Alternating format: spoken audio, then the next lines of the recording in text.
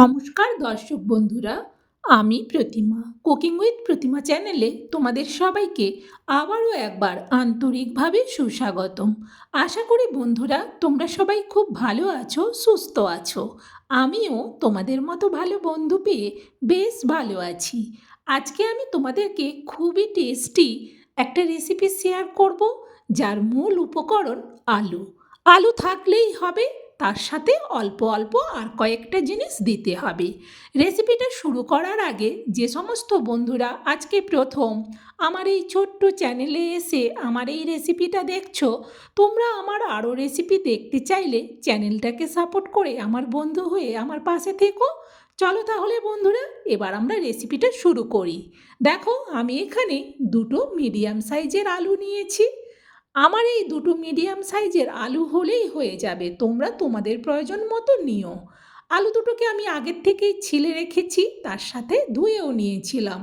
এবার এই জায়গাতে অল্প জল দিয়ে দিলাম। জল দেওয়ার পর এই গ্রেটারটা দিয়ে আমি আলুগুলো গ্রেট করে নেব।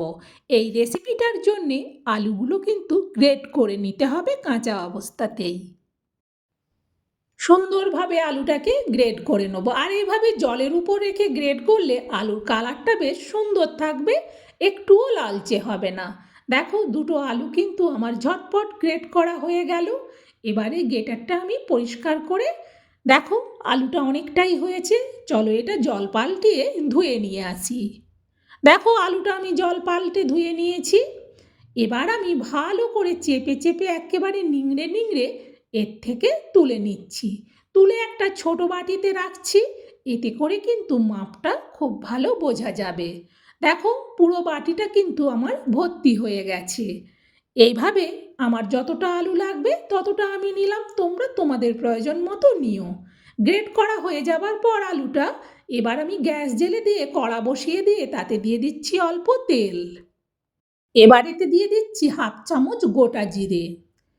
গ্যাসের ভলিউমটাকে মিডিয়ামে রেখে 2 মিনিট এই জিরেটাকে ভালো করে ভেজে নিতে হবে, জিরেটা যেন পুড়ে না যায়। জিরেটা ভাজা হয়ে গেলেই এতে দিয়ে দেবো হাফ চামচ চিলি ফ্লেক্স। চিলি ফ্লেক্সটা দেওয়ার পরেই কিন্তু এতে আমি দিয়ে দেবো বাটি মেপে জল। আমি এই বাটির মাপে ভর্তি করে 2 বাটি জল দিচ্ছি। এই জলটা কিন্তু একটু মেপে দিতে হবে। 2 বাটি জল দেওয়া হয়ে গেল, খুন্তি দিয়ে একটু জলটাকে নাড়িয়ে দেখে নিলাম। এবারেতে দিয়ে দিচ্ছি 1 চামচ সাদা তিল, আর দিচ্ছি পরিমাণ মতো লবণ, আর দিচ্ছি পরিমাণ মতো অল্প চিনি। লবণ চিনি দেওয়ার পর এটা খুন্তি দিয়ে নাড়াতে থাকবো জলটা ফুটে ওঠা পর্যন্ত।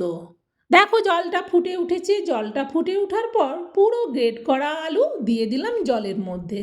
জলটা ফুটে উঠেছিল, সেটা আবার একটু থেমে গেছে। এবার এটাকে নাড়াতে থাকবো আবারও এটা ফুটে ওঠা পর্যন্ত। দেখো, ফুটে উঠেছে। এবার আমি যেই বাটি মেপে জল দিয়েছিলাম সেই বাটি ভর্তি করে 1 বাটি সুজি দিয়ে দিচ্ছি। এই জন্যে জলের মাপটা খুব গুরুত্বপূর্ণ। 2 বাটি জলের জন্যে 1 বাটি সুজি আর 1 বাটি গ্রেট করা আলু। দেখো, এইভাবে নাড়াতে থাকবো। এটা কিন্তু নাড়াতে থাকতে থাকতে সুন্দর একটা ডো তৈরি হয়ে যাবে। দেখো কতটা সুন্দরভাবে জলটা টেনে যাচ্ছে। আরও কিছুক্ষণ এটাকে আমি নাড়াতে থাকবো। এরপর আমি এতে দিয়ে দেবো অল্প কাঁচা লঙ্কা কুচি, একেবারে ছোট ছোট করে কুচি করে দিয়েছিলাম। আর দিচ্ছি অল্প কারি পাতা। এবার এই লঙ্কা আর কারি পাতাটাকে আবারও সুজি আর আলুর সাথে ভালো করে মিশিয়ে নেব। লঙ্কাটা যে যেমন ঝাল পছন্দ করো সে সেই অনুযায়ী লঙ্কা ব্যবহার করো। অনেকে ঝাল কম খায়, তারা তাহলে একটু লঙ্কা কম দিও। লঙ্কা কম দিয়ে বাকি জিনিস দিয়ে বানিও, দুর্দান্ত হয় রেসিপিটা খেতে। দেখো, এটা এবার হয়ে গেছে। এবার গ্যাসটা বন্ধ করে এটা আমি নাবিয়ে নিচ্ছি। দেখো, নাবিয়ে নিয়েছি গ্যাস থেকে। এটা আরেকটু আমি খুন্তি দিয়ে নাড়াতে থাকবো, কারণ এটা এখন বেশ গরম। এইভাবে নাড়াতে নাড়াতে কিন্তু এটা ঠান্ডাও হবে আর অনেকটাই শক্ত হয়ে যাবে।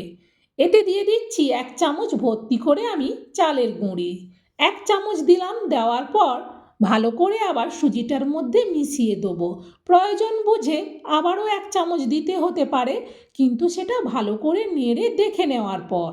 এটা কিন্তু এখনও যেভাবে আছে এতে আমি আরও 1 চামচ ভর্তি করে চালের গুঁড়ি দিয়ে দিলাম। তোমাদের কাছে যদি চালের গুঁড়ি না থাকে তাহলে ময়দা দিয়ে দিও। ময়দা দিয়ে সুন্দরভাবেও কিন্তু হবে। দেখো, এটা কিন্তু আগের থেকে অনেকটাই ঠান্ডা হয়ে গেছে, তাই আমি এবার খুন্তিটা সরিয়ে হাত দিয়ে মাখবো। খুন্তিটা দিয়ে ততটা ভালো মাখা হচ্ছিল না, তাই ভালো করে হাত দিয়ে মেখে সুন্দর এটাকে একটা ডো তৈরি করে নেব। এইভাবে বানালে কিন্তু দুর্দান্ত হয় খেতে। দেখো, ছোট ছোট করে আমি লিচি কেটে নিচ্ছি, আর তোমরা এটা যতটা বড় করতে চাইবে সেইভাবে কাটবে। আমি কিন্তু মিডিয়াম সাইজের করছি। দেখো, সব লিচিগুলো কেটে নিয়েছি। এবার আমি অল্প তেল নিচ্ছি। অল্প তেল দিয়ে হাতে সুন্দরভাবে কিন্তু এটা তৈরি হয়ে যাবে। আর আমি কিন্তু এটা সুন্দর ভেজিটেবল চপ যেভাবে হয় সেইভাবে বানিয়ে নিচ্ছি। এইভাবে বানালে কিন্তু চটপট বানানো হয়ে যায়, আর দেখতেও কিন্তু বেশ সুন্দর হয়। আর খুব বেশি কিন্তু তেল লাগবে না হাতে, 1বার কি 2বার তেল নিলেই হয়ে যাবে। সুন্দরভাবে এই রেসিপিটাকে আমি চটপট করে বানিয়ে নিচ্ছি। তোমরা তোমাদের মন মতো পছন্দ মতো ডিজাইন করে নিও। আমি কিন্তু এই রকম ডিজাইনের ঝটপট করে বানিয়ে নিচ্ছি। দেখো কতটা তাড়াতাড়ি তৈরি হয়ে যাচ্ছে। তবে আমি বলবো, একবার এই দেখানো ডিজাইনে তোমরা বানিও। খুব সুন্দর, যেমন দেখতেও লাগে, খেতেও তেমন সুন্দর হয়। আর এটা খুব তাড়াতাড়ি বানানো যায়। এক পাশে চা হতে হতে বিকেল সন্ধেবেলা কিন্তু এটা তৈরি হয়ে যাবে। দেখো, সবগুলো আমার তৈরি হয়ে গেছে। এই রকম একটা রেসিপি বাড়িতে বানালে গেস্ট এলেও কিন্তু তাদেরকে সুন্দরভাবে দেওয়া যাবে। সব রেডি, দেখো তেলটা আমার থেকেই গেছে। এইভাবে সবগুলোকে আমি রেডি করে নিলাম। সবগুলো রেডি করে নিলে ভেজে নিতে খুব সুবিধে হয়, ঝটপট। এবার আমি গ্যাস জ্বেলে দিয়ে কড়া বসিয়ে দিয়ে এতে দিয়ে দিলাম তেল। এর জন্যে কিন্তু তেলটা খুব ভালো করে গরম হতে হবে, কারণ তেলটা ভালো করে না গরম হলে এটা কিন্তু কড়াইতে জড়িয়ে যাবে। তেলটা বেশ ভালো করে গরম হয়ে গেছে। এবার এই তেলের মধ্যে প্রথমে যতগুলো ধরবে আমি ঠিক ততগুলোই দেবো। একেবারে তো আর সবগুলো হবে না, পাটে পাটে করে ভেজে নিতে হবে। দেখো, একবারে আমার যতটা ধরেছে আমি দিয়ে দিলাম। আস্তে করে এবার উল্টে দিতে হবে। তার আগে দেখে নিতে হবে যে তলা থেকে ছেড়ে যাচ্ছে কি না। আর যদি তেলটা ঠিকমতো গরম না হয়, এটা দেওয়া হয়, তাহলে কিন্তু এটা ভেঙে যাবে। সুন্দরভাবে যখন ভালো করে কড়া গরম হয়ে যাবে তেল শুদ্ধ, তখন এটা দেবে। দেওয়ার পর আস্তে করে 2 মিনিট 2.5 মিনিট একটু তলাটা হতে দেবে। তারপর কিন্তু আর ভাঙবে না, এইভাবে সুন্দর করে ভাজা হয়ে যাবে। আর এটা ভীষণ উপরটা মুচমুচে হয় আর ভেতরটা কিন্তু সুন্দর টেস্টি হয়। এইভাবে গ্যাসটাকে মিডিয়ামে রেখে আমি সবগুলোকেই ভেজে নেব। দেখো কতটা সুন্দরভাবে ভাজা হয়ে গেছে। এবার আমি এগুলো তুলে নিচ্ছি। ঠিক একই রকমভাবে বাকিগুলোকেও ভেজে নেব। সুন্দর এরকম একটা রেসিপি বাড়িতেই বানালে বাইরের আর কোনো কিছু খেতে ইচ্ছে করবে না। দেখো আমার কতগুলো ভাজা হয়ে গেছে। এইভাবে বন্ধুরা স্ন্যাক্সটা বানালে দুর্দান্ত টেস্টি হয়। আর দেখো, বাড়ির সামান্য কয়েকটা জিনিস দিয়েই কিন্তু বানিয়ে নেওয়া যায়।